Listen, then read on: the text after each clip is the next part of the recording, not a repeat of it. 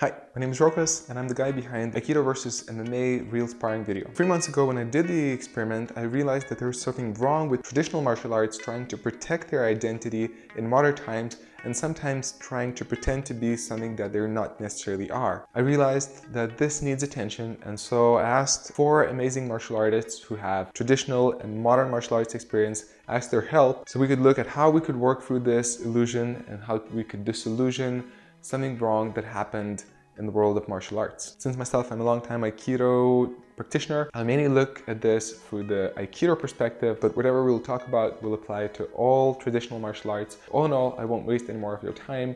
Let's just get ahead with the video and let's look at how Aikido of the future looks.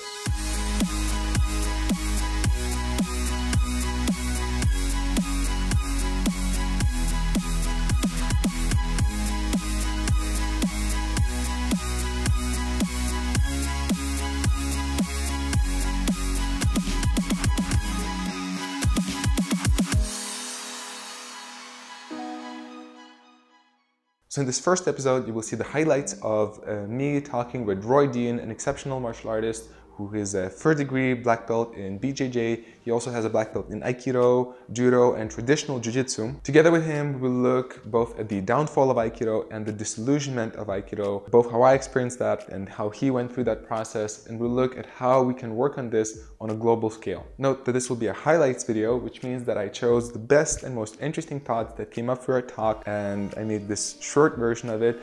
I try to make it as small as possible, but there was so much good stuff, so I'm sorry that it's about 15 minutes long, but it's definitely worth watching it. It's all the best thoughts are in there. If you're interested to see the whole talk, next week, same time on Thursday, I will release full episode, which there's a lot of good stuff there. Subscribe to the channel so you would know when it comes out.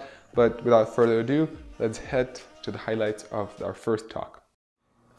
There are some introspective moments where you have to be honest, and occasionally some ideas or preconceptions that you had get erased. But through that disillusionment comes a different kind of understanding and a deeper sense of confidence. So I think you're doing something really courageous and you're on the right path, and just engaging in this dialogue is going to help a lot of people. You had a somewhat of a similar experience of training Aikido for a long time, and then having that moment where you meet the modern martial arts and there's that understanding. The training before wasn't necessarily all that connected with what is done outside of the Aikido. Absolutely. And I was doing Aikido pretty seriously. I trained very often and was very devoted. I met up with a wrestler. He was a blue belt in Brazilian Jiu-Jitsu, and we ended up just sparring. And I found that the Aikido training that I had undergone for the last 2 years, keep in mind I was a black belt in Judo, but my Aikido training was not helping. He blew through the range where my Aikido would have been effective immediately.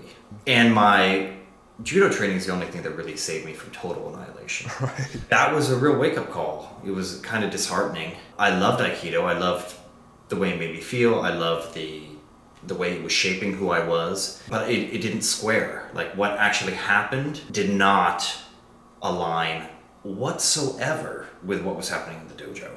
I realized that something was off and I needed to do something different. But I knew I needed to change my training in order to meet this challenge. My solution to this problem was, in order to fight the way I wanted to fight, which was essentially in the Aiki manner, I became an Uchideshi and moved into the dojo of a Japanese Jiu-Jitsu master, basically Aiki Jiu-Jitsu. Yet it still did not meet that bar of being able to deal with like a Division I wrestler. It wasn't until Brazilian Jiu-Jitsu that I started to really get the confidence to be able to handle adversaries regardless of their background. Started off with Aikido as a traditional martial art and modern martial arts, meaning BJJ, MMA. As I posted the videos and I started seeing people's comments, I realized that it's not only Aikido. Aikido gets a lot of crap these days, I'll be honest. But I realized this problem is not necessarily only with Aikido. It's just Aikido is just so obvious. It's hard to bring Aikido into the other context But other martial arts suffer from that too. Absolutely. Any of these traditional martial arts forms, they have some really amazing. I mean, technique is technique, but it's really about the training methods. And if your training methods don't allow for failure and for real discovery of things that work for you, it's not a one-size-fits-all world. You need to tailor these things. I think that traditional martial arts, if they're done for movement or exercise or cultural exploration or just health, these are good things. But ultimately, I think people expect more from a martial art. If it's a martial art, it really should have some martial value. It will get mocked and derided if it doesn't have any of that martial value. If you use the term martial arts, people expect a certain amount of martial efficacy. It needs to be able to work at least to some degree. Aikido, unfortunately, because people are having an educated response to the stimulus in their ukemi, and it looks spectacular. At once, people are in awe of that. They're like, oh, that's incredible. I want to be able to do that. And now people realize that, I mean, what was once magical is now it looks terrible. Because people have seen a lot of real fighting, and it doesn't go down like that. Look, all martial arts are part of the answer. There is definitely a role for it to play in our society. It, as a martial art, it definitely needs some revitalization. If your initial technique doesn't work, you need to have that plan B. And if that doesn't work, you need to have plan C. And if that doesn't work, go back to plan A. But if you are without those kind of contingency plans, it's really stripped the art of any kind of martial vitality. I think that Aikido is also a really unique way of training Jiu-Jitsu. It allows you to really feel what those blending moments are like. And I can hit those on the mat. I'm at a level in BJJ where I feel very smooth, very controlled. I can just kind of work around the resistance. And I think I'm able to do that partially because of my Aikido background. I think for BJJ players and other traditional Japanese Jiu-Jitsu players, sometimes they're not taught to blend enough. Being able to go into basically a lab where you experiment and play in a cooperative fashion with extreme blending. I think there's some really valuable lessons there. Do you feel that that is ever possible? Do you feel like Aikido could at least somewhere go to that direction where the peace concept would be maintained, but that sense of efficiency and power would manifest as well, that would be acknowledged by other martial artists?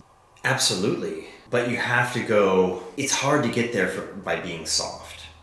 I think you have to go there by being hard. Right.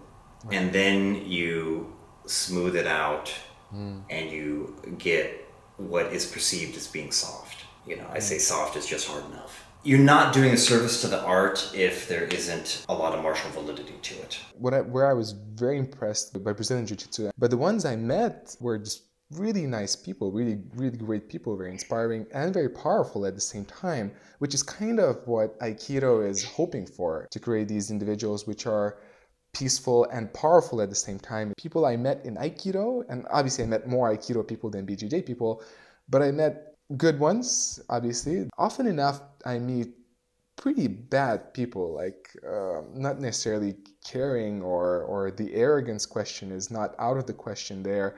In the beginning, you train, and you fail, but then eventually you become a black belt, you become a sensei, and then nobody questions you, you know everything, and there's no pressure testing, so you don't fail anymore, you're kind of semi-god. And it's just easy to become arrogant in that. It's easy to become deluded, which is probably one of the main problems of Aikido these days. I mean, look, Rokas, you're waking up. It's ironic that the more competitive art leads to often individuals that are more humble than the non-competitive art. Now, BJJ does not eliminate all dickheads, but the process of going to class, losing, paying your dues, being humbled through loss, it's just part of training. And then as you continue the march of time, you realize that winning and losing in, whether it's a competition match or happens to be in the dojo, that's just comes with territory. Whereas in Aikido, techniques hardly ever fail, man. There's a lot of I will tank for you and you tank for me, and we'll call it harmony. That is not really that good. And when it comes to, I have met some really incredibly arrogant people in Aikido. It's shocking. And yet there's no way for them to get checked. And they would get wrecked if they met up with like a tough BJJ purple. I mean, wrecked. And they'll probably never be tested, so they'll just walk around in their delusion. And BJJ just pops that, man. I like it, it keeps me grounded. And the techniques I managed to pull off, I know I really earned them. Beyond the aesthetic quality of a beautiful Aikido technique. So what you did when you sparred with that MMA guy was direct fight experience. And that is worth like 3 months of training. Let's not get too involved in the fantasy. It's nice to have a reality check on what your skill level actually is, what you're able to do in a situation where you don't control all of the environments. I think Aikido has a real opportunity to be the yes, we can art and not the no, we're not that art.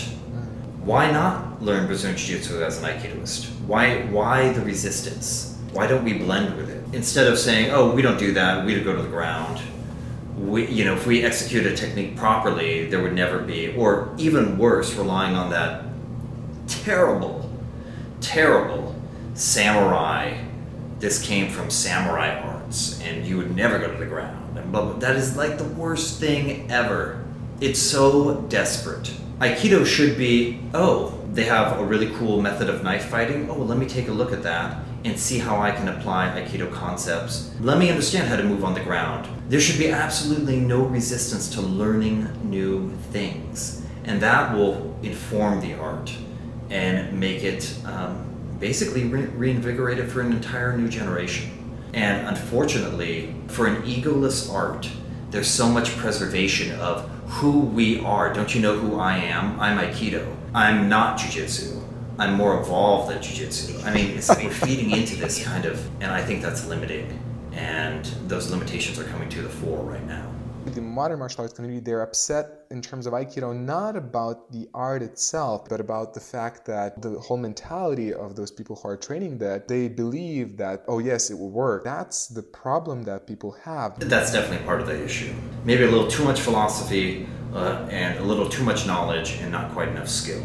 People feel they have a certain skill set that they cannot prove because of the system. There's this kind of reinforced belief that happens. If the ego is, we can't express that natural egoic function through competition, then it's going to manifest in other places, like pride in your school, pride in your particular style, where, we don't do that kind. Oh, we don't do Tomiki Aikido. And you kind of look down on these other things. I think the reason Aikido is getting such a bad rap is a mix of the arrogance coupled with an absolute inability to demonstrate it working.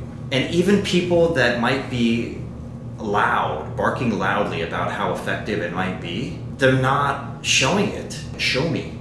Show me. A lot of people can talk a good game.